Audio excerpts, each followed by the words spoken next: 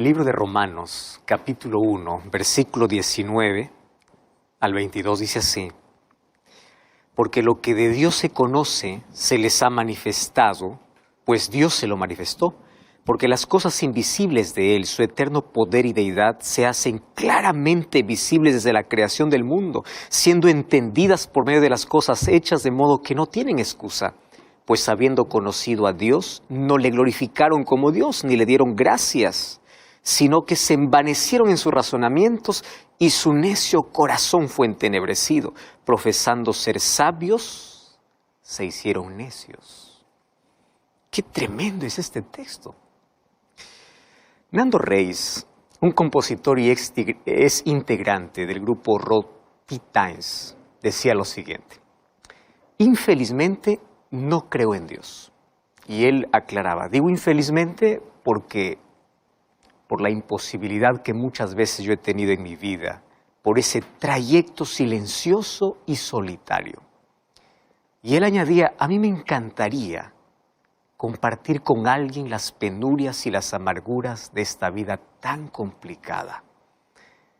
Yo me siento solo, decía. Yo siento su falta. Aunque al comienzo decía, yo no creo en Dios. Tú sabes que muchos niegan la existencia de Dios, otros dudan de la existencia de Dios en momentos de tragedia y dolor. Si realmente Dios existe, ¿dónde está? ¿Por qué permanece en silencio delante del caos de este mundo? Dios no existe, dicen los ateos. Dios existe, pero no hay manera de saberlo, dicen los agnósticos. Dios existe, pero Él está muy distante de nosotros, así piensan los deístas. Los panteístas dicen Dios es todo, todo es Dios, es un ser impersonal. Pero la Biblia dice que Dios existe y es un ser personal, lleno de poder, lleno de amor, lleno de justicia. Tú sabes que en la historia teólogos y filósofos han desarrollado varios y varios argumentos para poder intentar probar la existencia de Dios. ¿Qué sucedió? Pues nadie pudo hacerlo. Porque Dios debe ser creído por medio de la fe, experimentado en la vida. Para muchos, la idea de la existencia de Dios parece apenas ser una idea que no armoniza con la razón. Sin embargo, hoy quiero mostrarte que existen argumentos lógicos y sólidos que muestran la existencia de Dios. Por ejemplo, el argumento cosmológico. Este argumento dice, todas las cosas tienen un origen. No existe una sola causa que no tenga un comienzo, y tú lo sabes. Entonces la pregunta es, si todo tiene un origen, ¿quién es el originador? ¿Es Dios? Existe un argumento que es el argumento teleológico, o del diseño inteligente. Y este argumento señala que el mundo revela inteligencia, armonía, propósito. Imagina que hoy aquí yo vengo a decirte, aquí el reloj que yo tengo en mi mano, pues es producto de la casualidad. Apareció solo. Un día hubo una explosión, aparecieron allí las piezas, se juntaron, comenzaron a armarse y de pronto comenzó a marcar el tiempo. Tú me dirías que yo estoy loco, porque este reloj tuvo un diseñador, tuvo alguien que tuvo que fabricar las piezas y tuvo que diseñar el minutero, el segundero, la hora para que funcione perfectamente. Ahora piensa conmigo. Si un reloj tiene un diseñador, ¿ya te imaginas el mundo sin un creador? El mundo es tan complejo. Los seres humanos hoy continúan estudiando el mundo y a la verdad continúan sorprendidos. Hay un tercer argumento que se llama el argumento ontológico. Es el argumento del ser o de la moral. Y ahí la pregunta es, si Dios no existe, ¿cómo apareció Dios en la mente del ser humano? Si nosotros somos el producto de la evolución, ¿cómo tú explicas el sentido moral que tiene el ser humano? ¿Cómo es que el ser humano llegó a tener conciencia de lo que es correcto y lo que es incorrecto? Si Dios no existe, ¿cómo se explica la necesidad que tiene el ser humano de adorar? ¿Tú sabes que el ser humano tiene la necesidad espiritual de adorar? Hay otro argumento, es el argumento existencial. El argumento existencial dice, ¿por qué las personas tienen un vacío en su ser que solo puede ser llenado por Dios. Tú sabes que miles de personas hoy encuentran paz y plenitud no en la incredulidad, sino en la fe. Nadie puede negar la necesidad que tiene de Dios, porque esa necesidad está dentro de ti. El corazón sin Dios es como un desierto árido. La persona sin Dios puede llenarse de riquezas por fuera, pero jamás podrá llenar el vacío que lleva por dentro. Tú sabes que el mayor índice de suicidio se da en países donde las personas tienen mayor comodidad, pero no tienen esperanza. Muchos artistas famosos, millonarios, no soportaron el vacío existencial y terminaron acabando su vida. Una de las cosas impresionantes es que ninguna persona nace atea. Todos nacemos creyentes. Sin embargo, las tragedias, sufrimientos en la vida, la falta de respuestas, hicieron que miles de personas puedan negar la existencia de Dios. Y hoy quiero decirte que detrás de cada persona que niega la existencia de Dios hay una historia de dolor. Blaise Pascal, que fue un gran filósofo y matemático, él afirmó que, aunque no es posible probar la existencia de Dios, la fe siempre será superior a la incredulidad. Y a mí me encanta porque en su lógica decía, al final, si Dios no existe, el creyente no perdió nada. Pero si Dios existe, el incrédulo perdió la vida eterna. Tremendo su argumento, ¿verdad? Existe un argumento que es el argumento transformacional. ¿Cómo es que tú explicas la transformación de las personas que salieron del vicio, de la droga, de la esclavitud, de la inmoralidad, de tener una vida hecho pedazos a una vida construida por medio de la fe, si es que Dios no existe? Hasta ahora yo nunca escuché a alguien decir, mi vida cambió gracias al ateísmo. Ahora soy feliz con una vida con sentido. Pero yo sí escuché miles y miles de testimonios diciendo, yo soy una nueva criatura porque Dios me transformó. Entonces, si Dios no existe, pues venimos de la nada y vamos a la nada. Entonces, ¿qué sentido tendría la vida? Porque todo acaba. Si la muerte es el único fin, entonces no existe esperanza.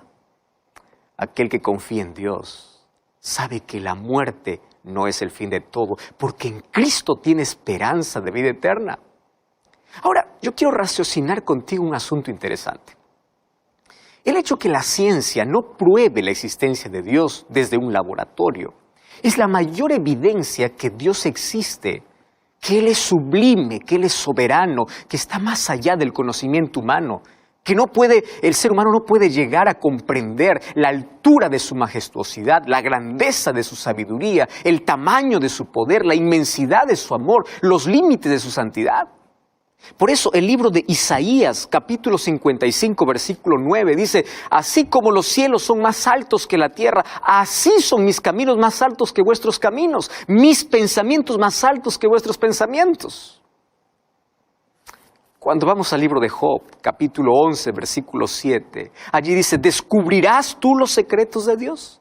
¿Llegarás tú a la perfección del Todopoderoso? Creer en la existencia de Dios es un acto de fe. Infelizmente, muchas personas prefieren creer en la evolución o en la existencia de la nada. Y ahí hay que tener más fe para creer en ello, ¿verdad? A que creer que todo lo que existe tiene un creador.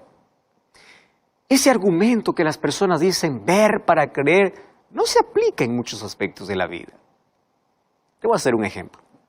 Cuando tú vas al hospital, te atiende una persona que nunca viste en la vida. Tú crees que es médico. Tú no estás preguntando dónde estudió, en qué universidad, cuál es su especialidad. Tú no estás pidiendo, a ver, enséñeme su diploma para saber si es médico. Simplemente crees en la receta que te da. Vas a la farmacia, compras el medicamento y tomas creyendo que eso te hará bien. Tú ahí en la farmacia, tú no dijiste quién lo fabricó, ni siquiera lo conoces a quién lo hizo, simplemente tienes fe. Cuando tú subes a un avión, tú no exiges que puedan abrir la cabina para verificar si el piloto está allí. Es más, tú nunca ves al piloto, apenas escuchas su voz. Tú no estás diciendo, quizá alguien colocó una voz grabada. y tú allí puedes ir durmiendo en el avión. ¿Por qué? Porque tienes fe que hay un piloto que aunque no viste, tú crees que está allí en la cabina y te llevará a tu destino. En cambio, cuando se trata de creer en Dios, el ser humano siempre levanta preguntas y preguntas. Y quiero decirte que si quieres ver la gloria de Dios y experimentar su poder, tú primero tienes que creer. No es ver para creer, es creer para ver. Un día Jesús dijo a Marta, la hermana de Lázaro, cree y verás la gloria de Dios. ¿Sabes que Dios no se ha revelado a través de nuestros sentidos para que podamos verlo, tocarlo? Pero Él tampoco nos ha dejado sin evidencias de su existencia. Dios ha dejado huella por todo lado. La naturaleza es el primer libro abierto para hablarnos de la existencia de Dios. Contempla la belleza, la exactitud, la planificación ingeniosa. Tú puedes observar el orden en el universo, el movimiento, la velocidad, la temperatura, el sincronismo perfecto. Todo proclama que nada puede suceder por casualidad, que hay un diseñador inteligente que está detrás de todo, existe un creador. Cada vez que la ciencia abre una puerta, encuentra a Dios detrás de ella, pero no quiere reconocerlo. ¿Cómo negar la inteligencia y el poder de Dios escrito en cada detalle, en cada color, en cada perfección de la creación? Por eso David decía en Salmos 119.1 o Salmo 19.1, los cielos cuentan la gloria de Dios y el firmamento anuncia la obra de sus manos. Isaías capítulo 40. Qué tremendo es este texto, versículo 26. Dice así, levantad en alto vuestros ojos y mirad quién creó estas cosas. Él saca y cuenta su ejército, a todos llama por sus nombres, ninguno faltará.